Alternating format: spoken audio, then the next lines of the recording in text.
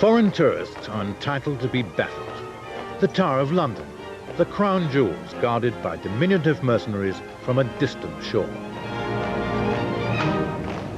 Halt! Halt! Who comes there? The keys. Whose keys? Queen Elizabeth's keys. Past Queen Elizabeth's keys. All's well. The grammar may be somewhat quaint, but the Gurkhas don't fight on syntax. Their legendary ferocity is matched only by their loyalty to our monarch. God preserve Queen Elizabeth! Aye.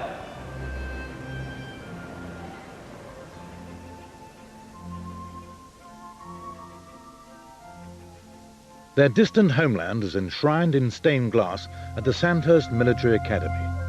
The real thing is a noble mountain in the Annapurna range of the Himalayas. Nepal, spectacularly beautiful, pitifully impoverished. This is the Gurkha heartland, and to be born male here is to face a life of peasant drudgery. But there's one escape route. Boys like this, already toiling in the rice fields, will be among the many thousands who will compete to take it. It is to join the British Army.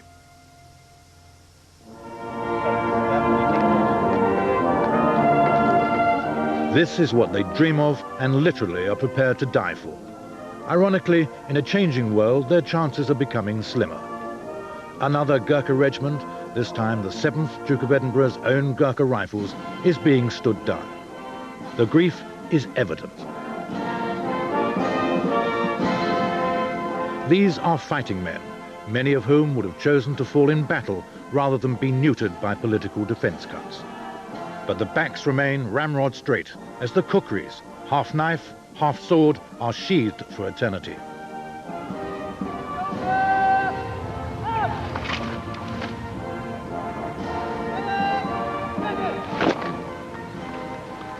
It's a royal occasion.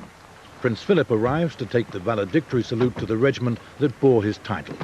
Soldiers whose battle honours were redolent with wild bravery and unquestioned sacrifice.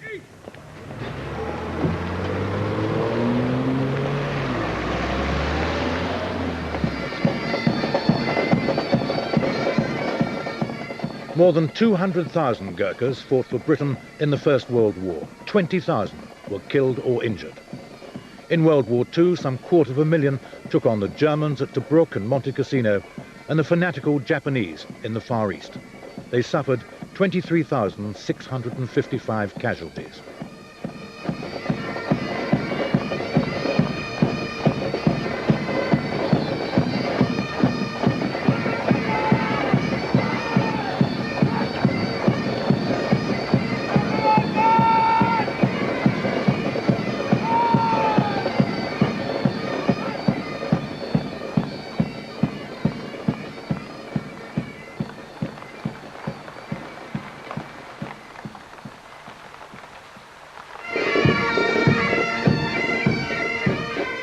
Most men are marching into oblivion.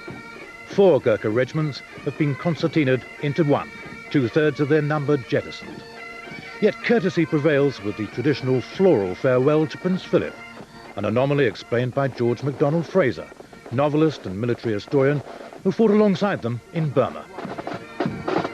That was the curious thing about the Gurkha. These awfully happy, jolly, nice little men were the most terrible, dangerous fighting men on the face of the earth. I mean, they were natural-born killers. MacDonald Fraser's celebrated fictional hero, Flashman, would have fainted at the outset of this Gurkha action against the Japanese. They went into a Japanese position. The ground in front of the position was littered with their rifles. They just dropped their rifles and went in with their kukris. And it was discovered afterwards, when they were withdrawn, they didn't have a single round of ammunition among them. They just fought the Japs hand to hand. I always thought it was a pretty clumsy weapon, but it suits the Gurkhas, obviously. It was a very fearsome thing, and I should think probably terrified the opposition more than any other weapon in the armory. Flashman would have been wise. The Gurkhas, brandishing their kukris in this World War II footage, were enough to put the fear of God into the godless. And then came the terrifying war cry. The Gurkhas are coming. In fact, it was the advance of the British in India early in the 19th century that was to forge an initially bizarre alliance. The East India Company's foot soldiery swept the entire subcontinent before them, until they reached the Himalayan kingdom of Nepal. Nepal, still living in the Stone Age, was going to be a pushover, dozily compliant. No sooner had its population risen than it was ready to go to bed again. It was a desperate misjudgment. Bloated from steamrolling a huge subcontinent, they encountered the men from Gurkha, from which the Gurkhas take their name, uninformed that its inhabitants regarded war as sport. From this tiny mountain fort, the Gurkhas, led by Pirti Narayan Shah, had swooped into the valleys to occupy 700 frontier miles, harass India and invade Tibet. The advance of the British army didn't bother them at all.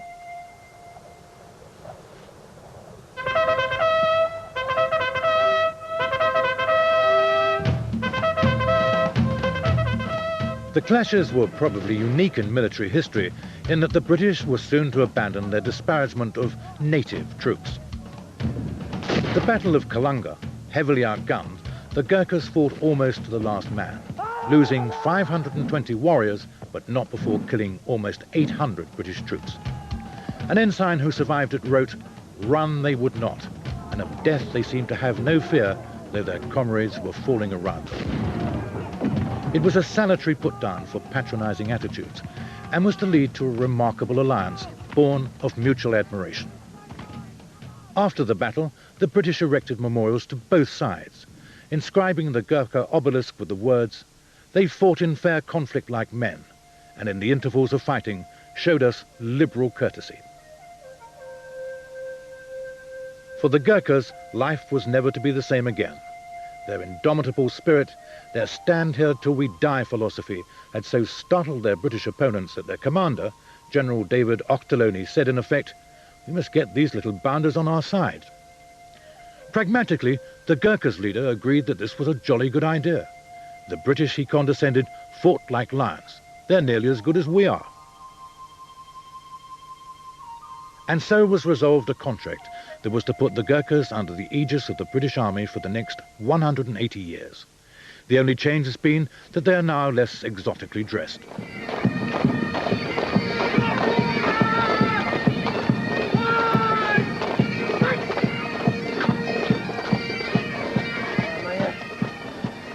Chin up. Okay.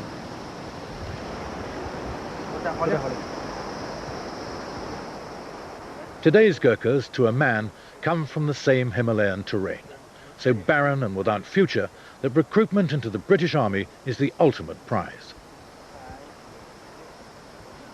So fierce is the competition that candidates have to submit to the indignity of being branded like cattle, albeit with indelible ink. This is to prevent the unsuccessful leapfrogging to the next recruitment outpost and applying again under a totally different name.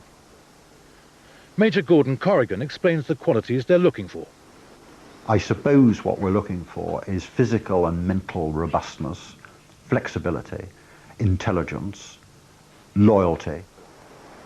It's actually quite easy to find those qualities amongst the Gurkhas because their own society is hierarchical. It's a society where respect is automatically given to elders, to parents. Gurkha children do what their father tells them to do. Sadly, in our society, we've stopped doing that a long time ago. Next. It's a society where you are thrown back very much on yourself. There is no welfare state. Natural disaster is ever present. Earthquake, landslide, hailstorms, flooding, fire. Nobody is there to bail you out. You're thrown back on your own resources. And this produces a tough society. It produces a fatalistic society. Fatalism, if you're an infantry soldier, is a good thing to have because it means you don't worry too much about being shot. You are going to be shot or you aren't. And it is better to be shot gloriously and have your name live on down the generations than it is to stay at home or to run away. Go! Good one. For almost 100 years, the Gurkhas never fought outside India. But the 20th century was to bring two world conflicts. In the first, a plea from General Sir Ian Hamilton for them to help out at Gallipoli. I am very anxious, if possible, to get a brigade of Gurkhas, the type of man who will, I am most certain, be most valuable on the Gallipoli Peninsula. The scrubby hillsides on the southwest faces of the plateau are just the sort of terrain where these little fellows are at their brilliant best. Each little Gurkh might be worth his full weight in gold at Gallipoli. Chest number 452. Gallipoli 1915 was a blood-chilling disaster. Thousands of Allied troops died, and senior heads rolled, including that of Hamilton himself. In a bitter disclaimer, he had praise for only one body of soldiers. It is Sir Ian Hamilton's most cherished conviction that had he been given more Gurkhas in the Dardanelles, then he would never have been held up by the Turks. Next.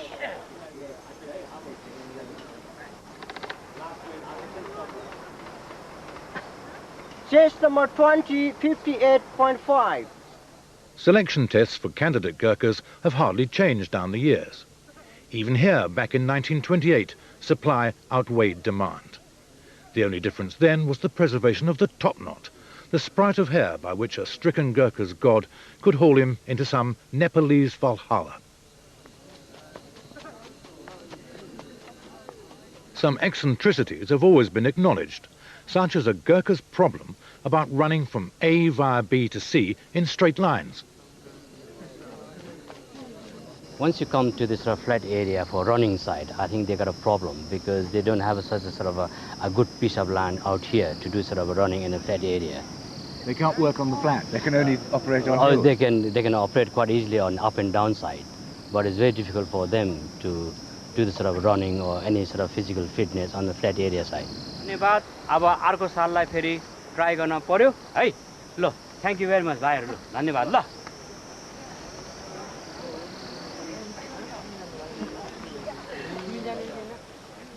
It's a dispiriting moment for the unsuccessful.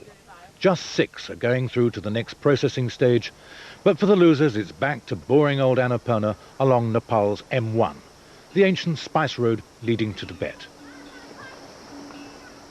They remain trapped in a time warp, where the solitary hotel is not exactly the Himalaya Hilton, and only the animals appear pampered. For a dry martini, read Horlicks. But there's more to this place than meets the eye, and the reason is this man, Tal Bahadur Pun, who left here many years ago to join the Gurkhas. When eventually he returned, it was with the conviction that education is the key to life. He'd had none, only picking up rudimentary reading and writing when he joined the army. He came home determined that the village school should be extended, saying, "He who is without education will finish last." His words, for an exemplary reason, carried weight. He is one of 26 Gurkhas to have been awarded the Victoria Cross, the highest of all military decorations, and indeed which takes precedence over honours such as Knight of the Garter or the Order of Merit. On June the 23rd, 1944, fighting with the 6 Gurkha Rifles against the Japanese in Burma, he found himself alone after his section comrades had been killed. His citation reads, Rifleman Tul Bahadur seized the Bren gun and, firing from the hip as he went, continued to charge on the heavily bunkered position in the face of the most shattering concentration of automatic fire directed straight at him. With the dawn coming up behind him, he presented a perfect target to the Japanese. He had to move 30 yards over open ground, ankle-deep in mud, through shell holes and over fallen trees. Despite overwhelming odds, he reached the house and closed with the Japanese occupants. He killed 4 with his gun and 3 with his kukri. Still, the citation didn't tell it all. When relief finally arrived, this benign-looking gentleman acquired a flamethrower and incinerated a further 30 Japanese in a dugout. He regarded this as appropriate reparation. But there's something of which he is even prouder, which he insists on showing to the world. His VC carries influence with the Gurkha Welfare Trust, and by using it, he was able to install in his village a simple communal water tap. Paradoxically, only a few steps distant, there flows this river, highly photogenic but seriously polluted. Before the tap, every drop of drinking water had to be carried in from an uncontaminated source 8 miles away. The beauty of this place is sorely compromised by a poverty that the Welfare Trust strives to alleviate from limited resources. Nepal is the fourth poorest country in the world. To give you an illustration of the deprivation, there's only one doctor to 20,000, a hospital bed to 1 to 9,000 people. There is no state welfare system apart from primary school, which is now being extended up to secondary school. And therefore, without any insurance scheme, without any welfare scheme, any hardship means that people become destitute, they can lose their homes and all means of livelihood. And therefore all our ex-servicemen, and indeed their dependents, look to us, the Gurkha Welfare Trust, to try and help them.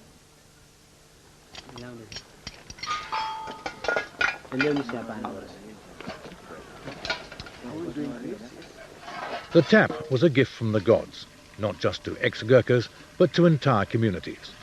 Forget splitting the atom or man's first step on the moon, this is reality. No more back-breaking, there-and-back treks for a cup of non-poisonous tea. Now it's only a matter of yards.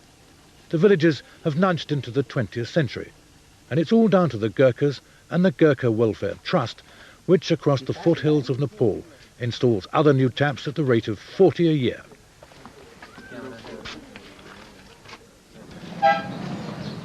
From their forays into the hills, the Gurkha recruiting officers have selected the 700 candidates for further examination. They come to Pokhara. It's not exactly twinned with Las Vegas, yet for most of them it's already the thrill of a lifetime. It's the first high street they've seen. Then suddenly the gates of a new planet open up before them. This is the Gurkhas' recruiting depot, order from chaos.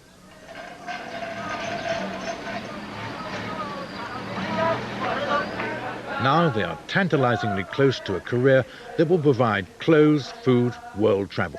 They're very conscious of the traditions they have to live up to. Our ancient Gurkhas fight for British Army bravely, so they give their life, but they don't give up their hands. So I think that's why this motto is given to Gurkhas. They don't give up till their life will go. They don't give up till they die. He's also well acquainted with the Gurkhas' motto, even in English. It is better to die than to be a coward. This man is a Sherpa yak herder from the foothills of Everest. Not many Sherpas have Gurkha ambitions, so his main concern is how his family will react if he fails. तिम्रो यदि भर्ती लागेन भने घर फर्किँदाखेरि आमा बाबाहरु है मन दुखाउनुहुन्छ कि अथवा तिमीलाई गाली गर्छ कि गाली गर्छ त्यो त गाली गर्छ मन दुखाइहाल्छ. Yes, his parent will be upset, and I think they will be quite angry as well, he thinks. He's laughing now, but it's a serious matter. There are many Nepalese who regard being turned down by the Gurkhas as a disgrace on the entire family. Some rejects don't even go home again. Yes, he will be quite afraid, but even so, then he must go back to his village. The last lap to acceptance is rigorous and literally rock-strewn. A squad of Gurkhas once competed in a London marathon and finished hardly out of breath. It was a Sunday stroll compared with this. The competition is daunting. 57,000 initially applied to join the Gurkhas this year. 700 have reached this stage. Eventually just 153 will be chosen. The burden here is 45 pounds of stones. Tomorrow it will be increased to 75. Some find it disturbing that the elite of each generation leave to serve a foreign army. But not John Cross, an ex-Gurkha colonel who went back to live in Nepal and lectures at Kathmandu University. What we don't do is we don't go into the mountains of someone else's country, take a fellow by the nose and say, you're going to be our soldier. It's entirely their volition. And whether it's hardship or the sense of adventure or because they can't get their act correct in their own country is of no concern to the recruiter who wants what he knows is good material. And if a Nepali, a high-ranking Nepali, for instance, might think it's wrong to give people to another country to fight, to lose blood, I can only tell you what Pandit Nehru, in his wisdom in the early 50s, said when the Indian Lok Sabha said, why should we have our country used as a passageway for these mercenaries going to the dreadful British Army, etc. And Pandit Nehru said, until the Nepalese can give as high a standard in Nepal to the people the British recruit, until that happens, I will let them through.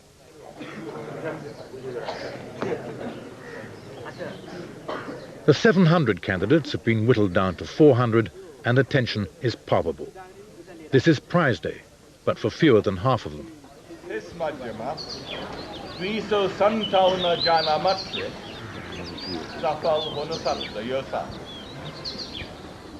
The final selection process is conducted outside the Gurkhas' compound. This is to thwart any remonstrance by rejects who feel they've been unfairly treated.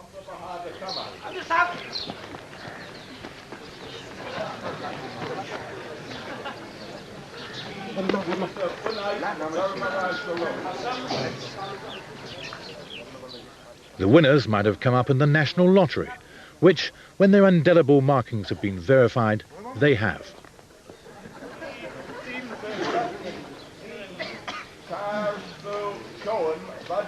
They can't wait to get in. A few rip off their coats or cheap wristwatches to give to a less fortunate friend. The British Army will now provide. By Nepali standards, they're now rich, insulated for life against everything except the winds of war. They will have fine uniforms and civilian clothes, good food, medical attention, and after 15 years, a pension. The passing into the compound is itself symbolic. Acceptance into an exclusive club festooned with battle honours, renowned for bravery. A few of the rejected can rustle up that no hard feelings look. Well, maybe next year.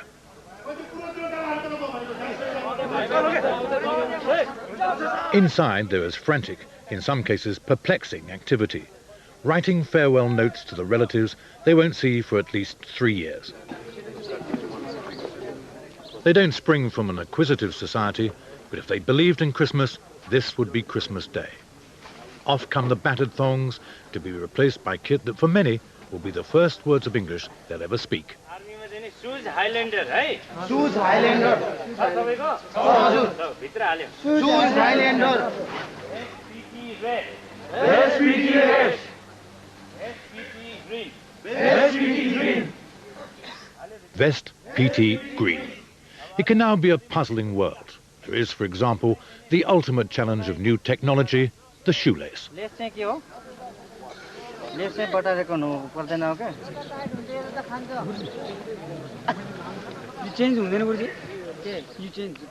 Everything is an exciting discovery. But can they imagine what lies ahead? It will change my life because we'll get something from British Army and we'll serve them. I'll help my family from poverty.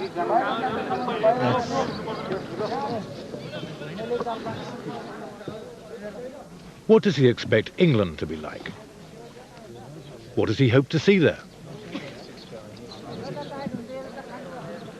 I think England is a very big city, big country. There are a big city. I like to see that cities. And I like to see that big buildings. In Nepal we don't have that kind of building. So I like to see that. The yak man already knows everything about England. विकसित नै ठाउँ छ, धेरै नै विकसित ठाउँ छ। He says England is too development country, and he says it's very cold places. Just what you'd expect from a chap who comes from Everest. Is there anything he wants to see?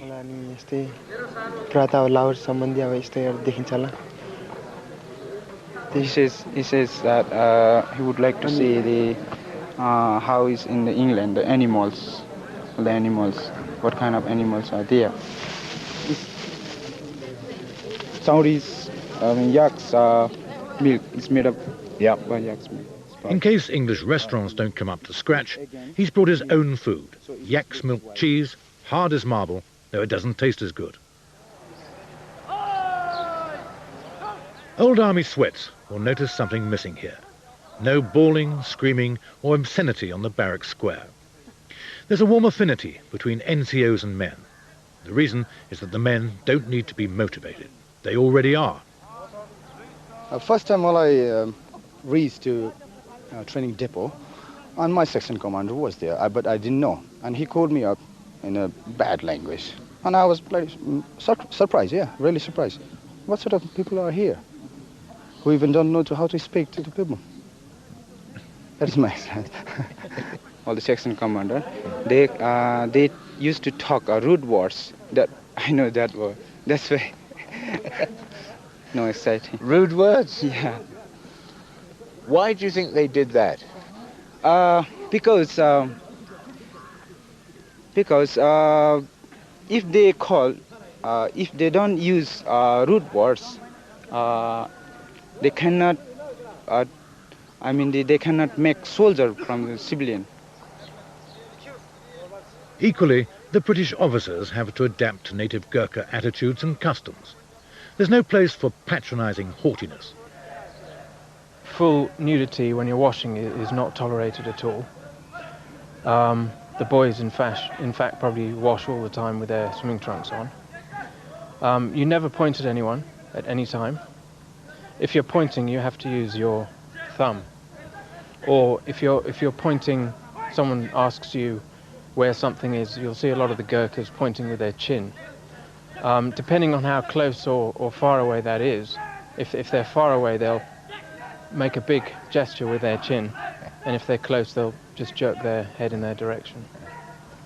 There are other ones. You would never ever touch any of your soldiers' necks or shoulders, because they believe that in Nepalese tradition, if you touch someone else's neck or shoulders, then you'll make them be ill. They'd probably get a goiter or something growing on their neck. If you do inadvertently touch someone's neck, or have to for a reason, to get rid of the evil spirit that you've put into them, you have to blow on your fingers. Just a quick blow on your fingers afterwards.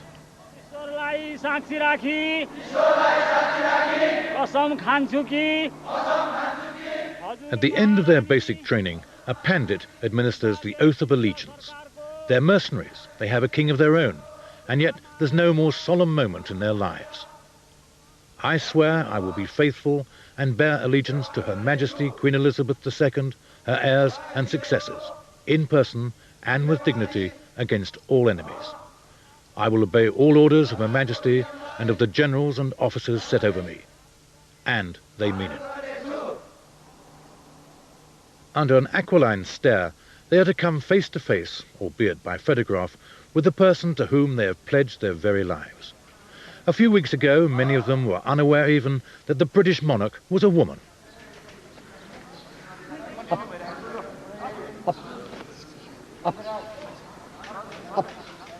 They touched the Union flag in endorsement of their oath. Who knows what history has in store for them?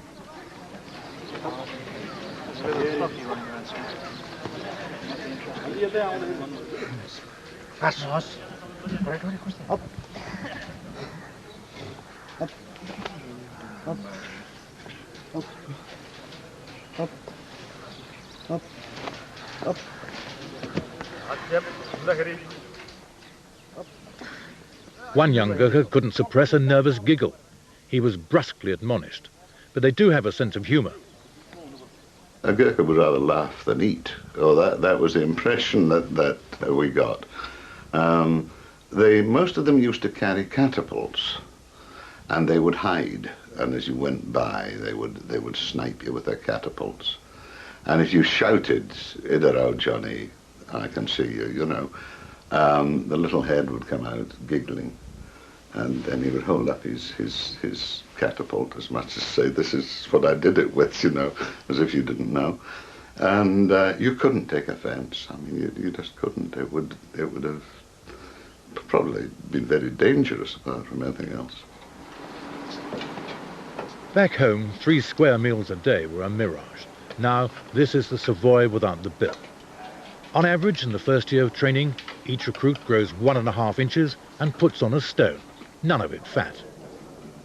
If you find the finger habit mildly off-putting, remember that they've only just got to grips with shoelaces.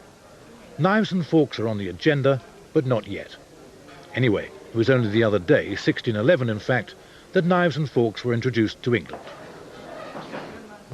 But why are these men prepared to die for the British crown? It's simple, he says. We've eaten your rations, we've eaten your salt. The obligation is binding.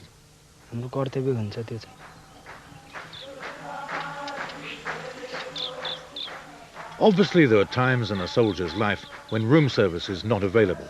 For example, the Burma jungle in 1944, when the Japanese were being extremely tiresome. So for a while it was grilled beetles garnished with imagination. Their colonel-in-chief has suffered similar indigestion. I've never forgotten one visit in Hong Kong. I think they were on an exercise in one of the sort of junglier parts of Hong Kong, where I was then invited to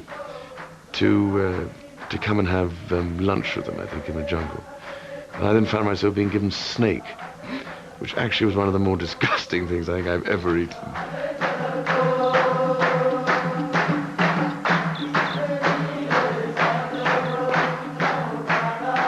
They sleep on the floor because they always have. And unacquainted with EastEnders, Cilla Black or other icons of British culture, they spend their evenings singing songs about Himalayan mountains or hacking people's heads off.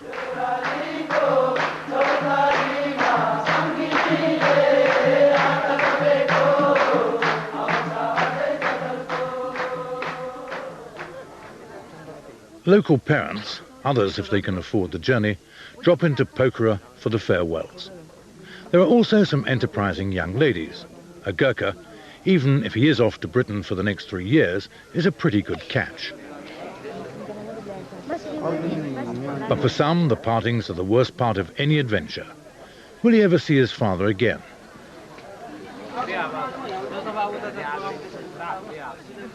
Almost certainly, which is more than can be said for some of the rejected candidates down the years. Their sense of shame was so great that they came to this sinister bridge and threw themselves into the river below. They've now constructed anti-suicide nets.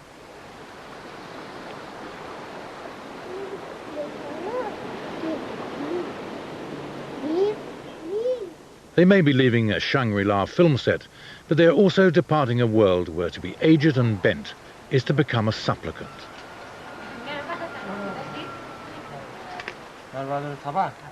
This man fought with the Gurkhas in World War II. He did the dirty work. But because he didn't serve 15 years, he doesn't qualify for a British Army pension. Body and soul are now held together by the Independent Gurkha Welfare Trust. Each month, he receives a £10 handout, sufficient for a few daily handfuls of rice.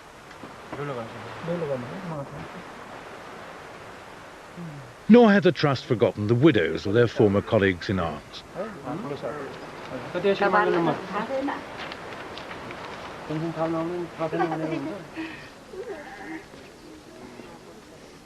We're talking here of hardship, not hard luck stories. This Gurkha widow lost her husband just after the war and is about to lose the roof over her head. The house was lent to her by relatives who now want to sell it.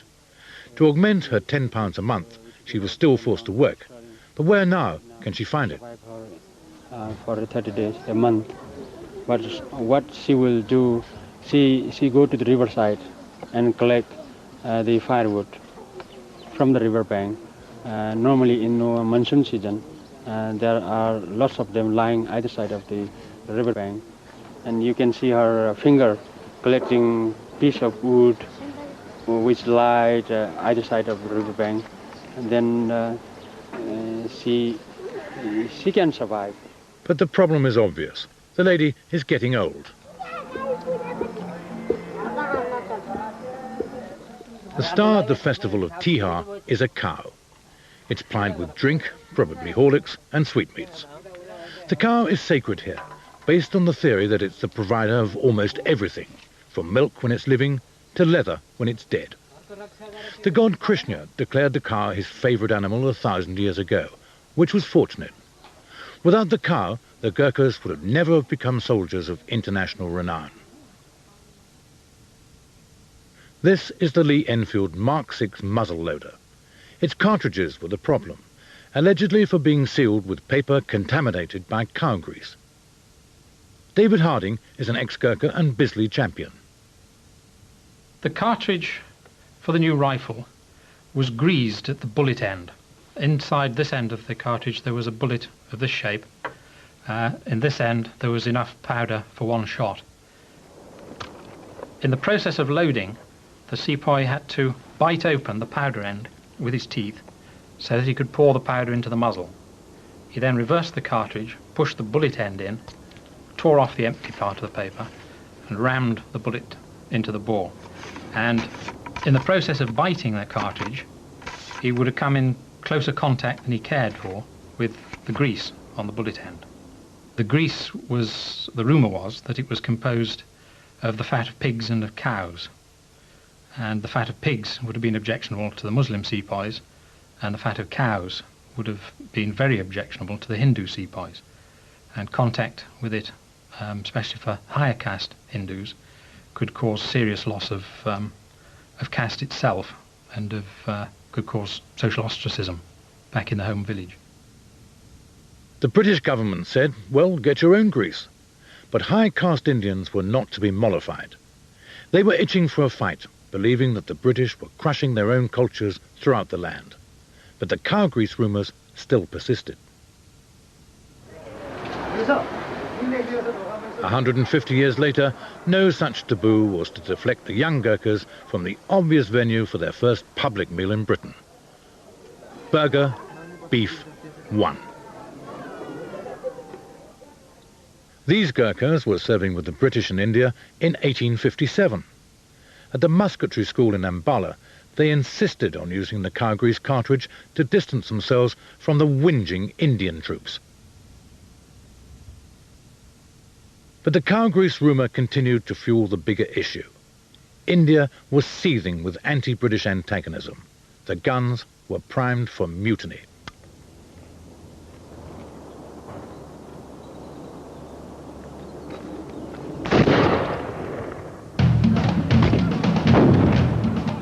Delhi, capital of the old Mughal Empire, was the scene of the bloodiest conflict. It was a rising of manic intensity and unspeakable atrocity. Officers were hacked to pieces, their wives, children and servants mutilated before death or thrown live into the city's wells.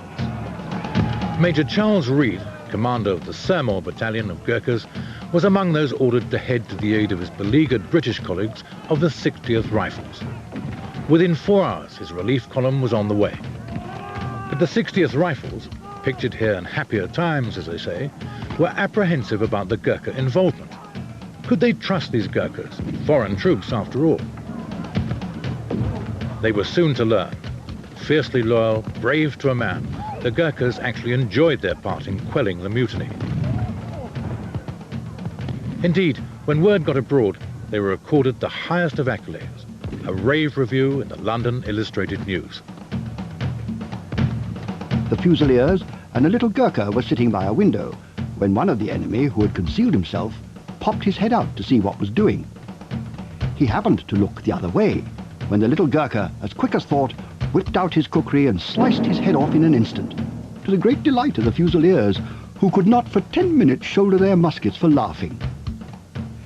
The kukris are kept very sharp, and I have seen a Gurkha cutting his corns at arm's length. It is not to be wondered at that these are the dread of the rebels. The few surviving rebels continued to dread. They were simply tied to gun barrels and dispatched to join their holy cow in the sky. Among the heroes of the Gurkhas' action was Subadar Major Jesse Rajput, with medals. Never again would the integrity of these fighting men from Nepal be questioned. Their campaigns were commemorated on their chests, and such now was their reputation that Queen Victoria herself intervened, promoting them to a rifle regiment. But rifle regiments don't carry colours, so she presented them with a ceremonial truncheon.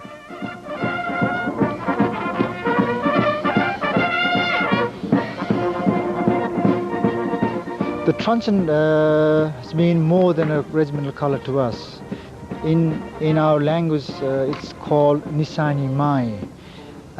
Literal meaning, Nisani is a point, and Mai is mother, if not a goddess. So it's more like a goddess to us than a simple regimental colour. It is a sad and nostalgic day at Sandhurst. This is the last parade of the 2nd Gurkha Rifles, bane of the Japanese, now victims of Whitehall defence guards.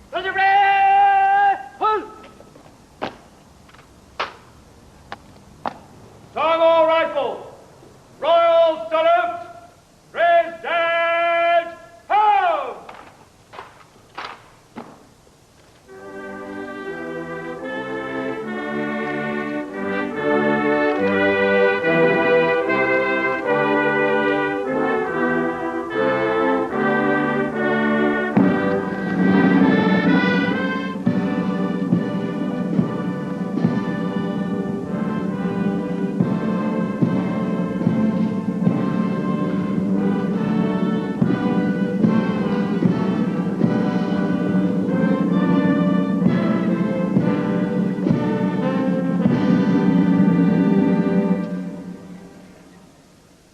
But to the Gurkhas, the truncheon which evokes such homage is not being laid up.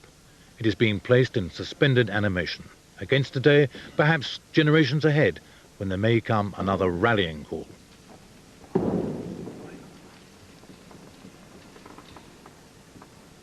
It's been so precious to us, and particularly for myself, having served in the regiment for 20 years. And if anybody would want to steal or take away from us, I wouldn't hesitate to draw my kukri and charge. Simple as that. Officers past and present have come to pay their respects, and as another icon of British military history goes to the wall, some can't contain a sense of bitterness. If we are to play our part in the United Nations, we should have troops available to answer that. The present rate of things, if the country were threatened, we'd probably have to send a policeman to Dover to stop the invasion coming in. Even though she's not present in the regiment, she will always be in my heart, and every morning whenever I perform my religious prayers, I will think about Nishani Mai as well.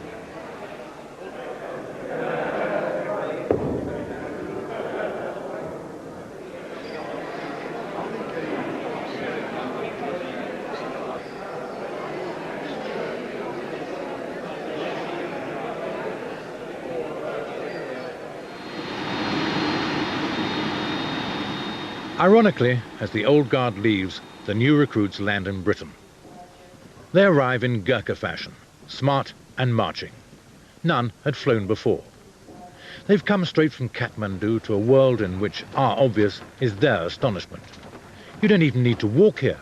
Even the pavements move.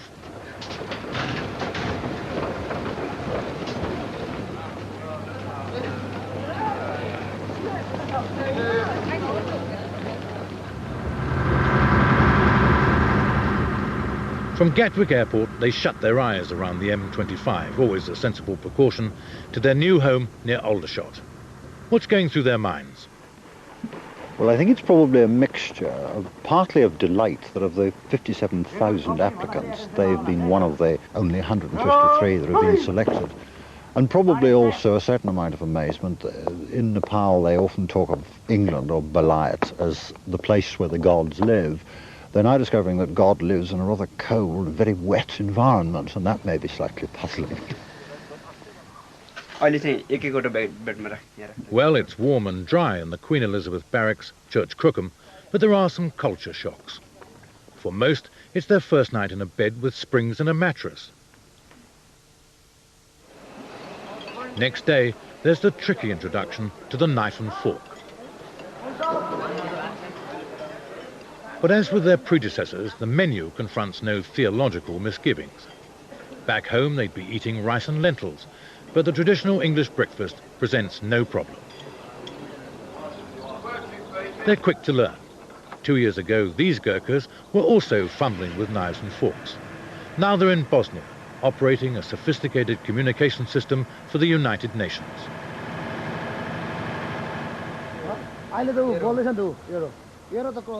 But for the new recruits, there is yet more to assimilate, not least the mystery of the urban traffic light.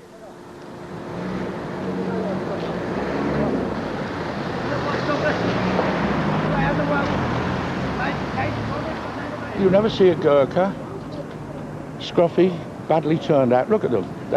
And this is a day off. They're mufti, and they're always immaculate. They're a credit to their unit and to the British Army, mind you. When they come here, they have an image of our society which probably hasn't existed for 50 years. They assume that all the British are Serbs, that there are no criminals in England, that everyone behaves in the way that they believe people ought to behave. That, of course, isn't the way that our society operates. Unfortunately, getting money out of a wall requires some coaching. One of their number once entrusted his PIN number to a total stranger, then asked for assistance.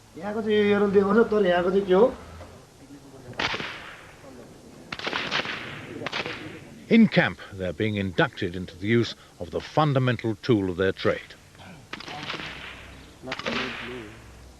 This is quite a big moment for them because this is the first time they will ever have fired a live round on the range.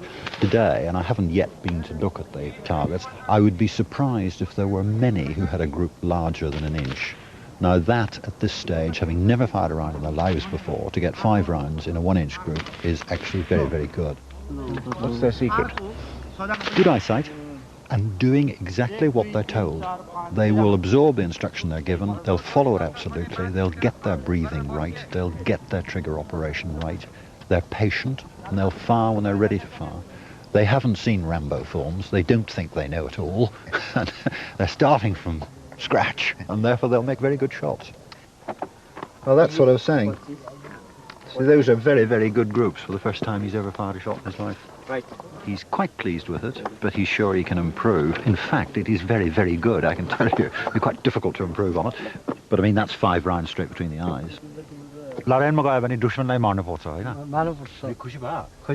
Very happy. Get it? He's just very happy to go and kill the enemy.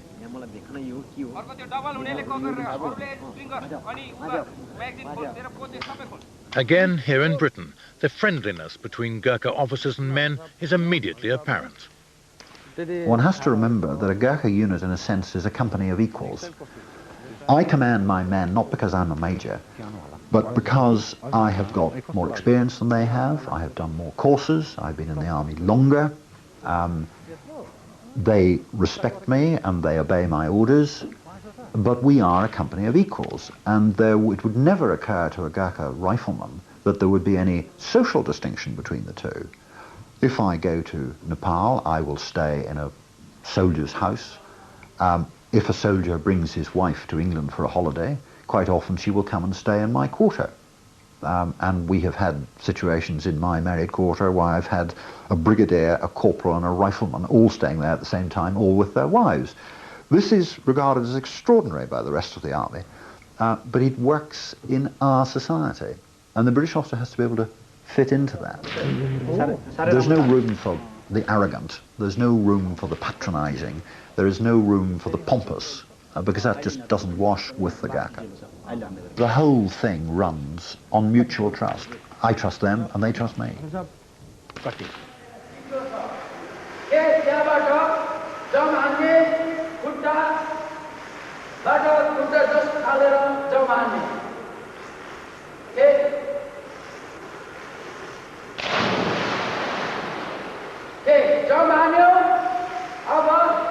we've got a high proportion of chaps who will have a go at anything and will claim to swim. Some of them will have had a go at swimming at home, largely because they're hoping to get into the army, and they will trek off to the nearest river and they'll jump into a pool and they'll either learn to swim or they'll drown.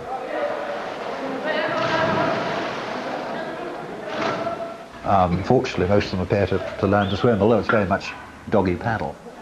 Again, it's easy to teach a Gurkha. I keep saying it's easy to teach Gurkha things, and it is, because he wants to. He's intelligent and he wants to learn. He also has great faith in the system. So when we say to a Gurkha, you are to jump into the swimming pool, which incidentally is 8 feet deep, do you understand that? Yes, now jump. He will jump, and he will do exactly what he's told to do, and he will therefore very quickly learn how to swim. And if he sinks to the bottom, we will fish him out and he'll do it again. And within a day or two, they'll all be swimming quite reasonably.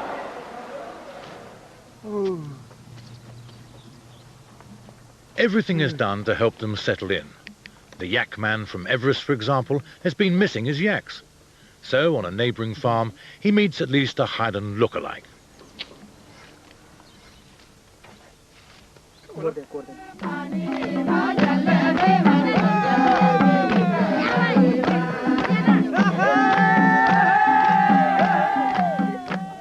Back in genuine yak country, there's a happy ending to a remarkable story. This is the Himalayan home village of the most celebrated living Gurkha. In May 1945, on the banks of the Irrawaddy River, rifleman Lachaman Gurung, here with friends, took on the Japanese literally single-handed. This was because he'd had his right arm blown off. Lachaman was also wounded in the face, chest and legs. He won the day alone and was awarded the Victoria Cross. Aged 78 now and walking with some difficulty, he wanted to move from the mountains to a house on the plain. There was an obvious cash flow problem. His income was £56 a month, supplemented by a gift of £100 every year from Eric Williams, a British Gurkha officer who'd fought in the same Irrawaddy action. Then he learned that his Victoria Cross, if offered for auction in a London sale room, could fetch up to £50,000.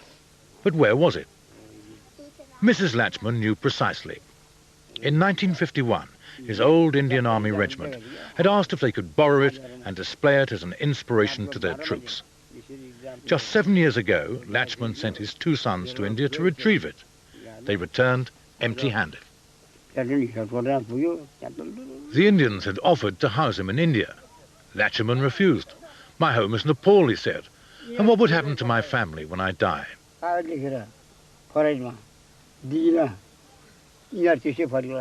matter had been dragging on now for 44 years. A simple Nepalese hillman against a vast bureaucracy. Latchaman's old commander, General Sir Walter Walker, took up the case. There was a heated exchange of letters with the Indians, but still nothing came of it.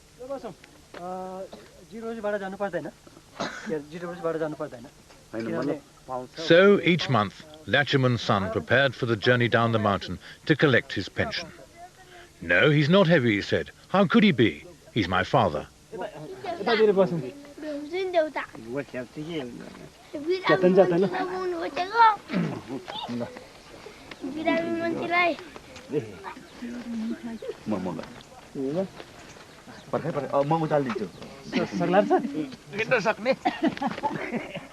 The pride is understandable, for this is a citation of what his father did to win the Victoria Cross at the age of 17. At Taungdaw in Burma, on the west bank of the Irrawaddy, on the night of the 12th, 13th of May, 1945, Rifleman Lachaman Gurung was manning the most forward post of his platoon. At 0120 hours, at least 200 enemy assaulted the company's position. The brunt of the attack was borne by Lachaman Gurung's section, and by his own post in particular. Before assaulting, the enemy hurled innumerable grenades at the position from close range. One grenade fell on the lip of Rifleman Lachaman Gurung's trench. He at once grasped it and hurled it back at the enemy. Almost immediately, another grenade fell directly inside the trench, and again this rifleman snatched it up and threw it back. A third grenade then fell just in front of the trench. He attempted to throw it back, but it exploded in his hand, blowing off the fingers, shattering his right arm, and severely wounding him in the face, body, and right leg. His 2 comrades were also badly wounded and lay helpless in the bottom of the trench. The enemy, screaming and shouting, now formed up shoulder to shoulder and attempted to rush the position by sheer weight of numbers. Rifleman Lachiman Gurung, regardless of his wounds, loaded and fired his rifle with his left hand, maintaining a continuous rate of fire. Wave after wave of fanatical attacks were thrown in by the enemy, but all were repulsed with heavy casualties. For 4 hours after being severely wounded, Rifleman Lachiman Gurung remained alone, awaiting with perfect calm each attack, meeting it with fire at point-blank range from his rifle, determined not to give 1 inch of ground. Of 87 enemy dead counted in the immediate vicinity of the company's locality, 31 lay in front of this rifleman's section, the key to the whole position.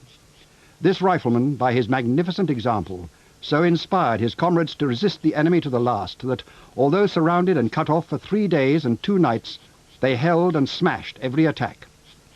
His gallant and extreme devotion to duty in the face of almost overwhelming odds were the main factors in the defeat of the enemy. The happy ending is that Lachiman did get his house on the plain. When the story was known, the Gurkha Welfare Trust bought a plot, the British Limbless Ex-Servicemen's Association chipped in a donation, and the readers of a British newspaper sent in more than £100,000, not only for Lachiman, but for other Gurkhas on hard times. Incidentally, the Indians turned up for Lachiman's housewarming. They gave him £8,000 in lieu of his VC.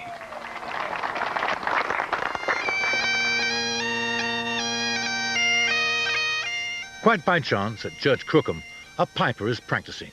He is playing Ode to Joy. Today, from the wreckage of 5 infantry battalions, 1 new regiment, the Royal Gurkha Rifles, is being raised. The Gurkhas are now serving with the 5th Airborne Brigade and other specialised units of the British Army. The man honoured and delighted to become their Colonel-in-Chief is the Prince of Wales.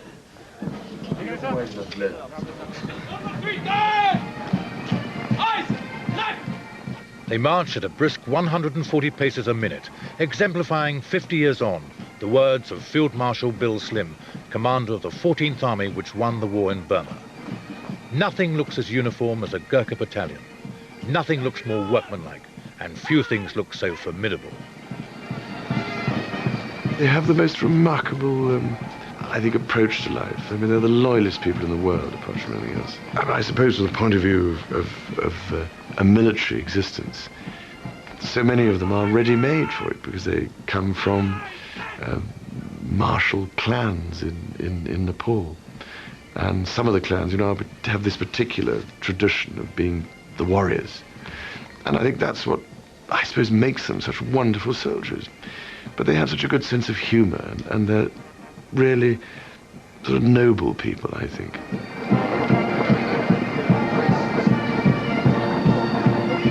I just think they're remarkable people. I'm very fond of them. Many have tried to enshrine the Gurkha character. Here are the words of Sir Rolf Turner, a former Gurkha officer. Once more I hear the laughter with which you greeted every hardship. Uncomplaining, you endure hunger and thirst and wounds. And at the last, your unwavering lines disappear into the smoke and wrath of battle. Bravest of the brave, most generous of the generous. Never had a country more faithful friends than you.